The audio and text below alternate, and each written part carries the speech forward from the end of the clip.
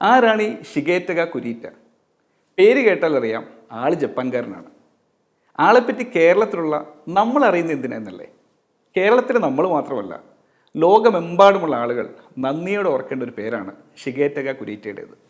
കാരണം 1999 നമ്മുടെ കമ്മ്യൂണിക്കേഷൻ രീതികളിൽ അതിഗംഭീരവും രസകരവുമായ ഒരു മാറ്റമുണ്ടാക്കിയ വ്യക്തിയാണത്.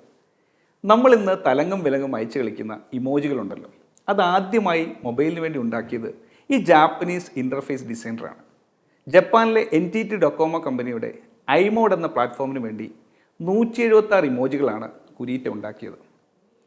ഐമോഡ് പ്ലാറ്റ്ഫോമിൽ അക്ഷരങ്ങൾ ഉപയോഗിക്കാൻ ലിമിറ്റേഷൻസ് ഉണ്ടായിരുന്നുകൊണ്ടാണ് എന്തുകൊണ്ട് ഇതുപോലെ പല ഭാവങ്ങൾ മിന്നിമറിയുന്ന കൊച്ചു മുഖങ്ങളുണ്ടാക്കി അത് മറികടന്നുകൂടാ എന്ന ചിന്ത അദ്ദേഹത്തിനുണ്ടായത്. സത്യത്തിൽ ഈ ഇമോജി എന്ന പേര് തന്നെ ജാപ്പനീസ് ഭാഷയിൽ നിന്നാണ്. E means picture, Moji means character.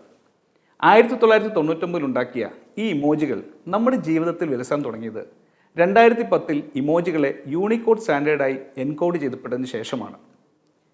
എല്ലാ വർഷവും Oxford dictionary word of the ഇയറായി ഓരോ വാക്ക് തിരഞ്ഞെടുക്കാറുണ്ട്. 2015 സന്തോഷം കൊണ്ട് ചിരിക്കുന്ന ഇമോജിയാണ് ഓക്സ്ഫോർഡ് ഡിക്ഷണറി ആ വർഷത്തെ വേർഡ് ഓഫ് ദി ഇയറായി തിരഞ്ഞെടുത്തത്.